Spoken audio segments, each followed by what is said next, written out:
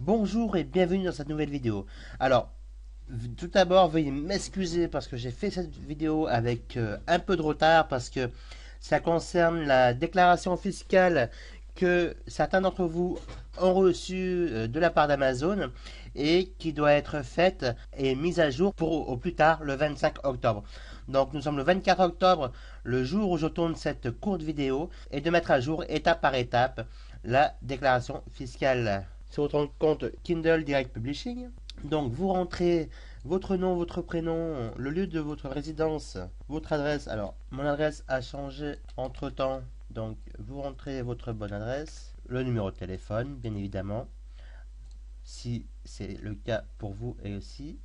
Alors, mais surtout ce qui va nous intéresser donc, c'est de compléter les informations fiscales. Je vous laisserai cliquer sur les informations fiscales. Vous avez une fenêtre qui va apparaître. Vous la lisez attentivement. Alors moi, j'ai déjà lu tout à l'heure. Et vous cliquez sur continuer. Alors ensuite, vous lisez attentivement le texte. Et donc, moi, j'accepte de donner ma signature électronique et j'accepte également de recevoir ma documentation de déclaration par voie électronique, c'est-à-dire par email. Alors, vous cliquez sur continuer. Ensuite, donc, du point de vue fiscal, êtes-vous un citoyen américain, un résident américain ou une société américaine ou autre? Donc, je précise que non. Je suis citoyen français, donc européen. Si vous êtes américain ou avez une entrée aux États-Unis, bien évidemment, vous allez noter oui. Moi, je note non.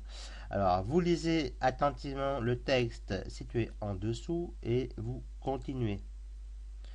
Ensuite, donc, voilà. Donc, la déclaration avance. Amazon vous guide vers une personne non américaine, bien évidemment. Vous regardez attentivement si votre adresse postale correspond donc à l'adresse à laquelle vous avez indiqué. Vous pouvez enregistrer donc votre compte Kindle Direct Publishing. Donc, nous sommes au 44%. Vous remplissez bien évidemment le prénom et l'initiale du second prénom. Alors, vous enlevez les tirets. Voilà. Vous lisez attentivement pour assurer la bonne adresse et donc vous cliquez sur oui et j'accepte, je confirme que mon adresse est correcte. Donc vous avancez, on va avancer parce que je n'ai pas de numéro de déclaration fiscale. Test pour les ressortissants des États-Unis individus. Donc je ne suis pas américain, donc je passe le test. Je ne suis pas non plus, je n'ai pas de numéro d'identification fiscale aux États-Unis, donc je dis tout simplement non et je continue. Alors comme vous pouvez le remarquer, c'est assez rapide de remplir donc la déclaration fiscale. Là, c'est un petit entretien fiscal avec donc 2 KDP. Vous le passez, ça ne concerne pas nous en tant qu'Européens. Par contre, donc ce qui nous concerne, c'est ici. L'entretien fiscal, donc KDP, la certification.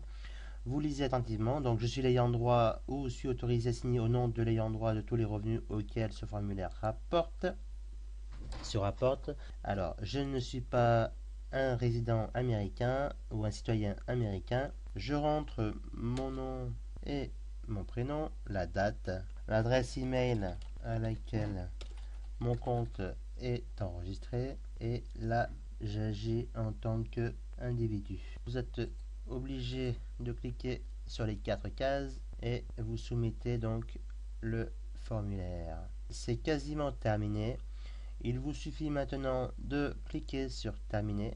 Donc voilà, mes informations maintenant sont complètes. Si vous voulez faire de même de votre côté, je vous invite à le faire. Vous avez jusqu'au 25 octobre, donc il vous reste 24 heures. Alors voilà, faites-le maintenant. À bientôt les amis.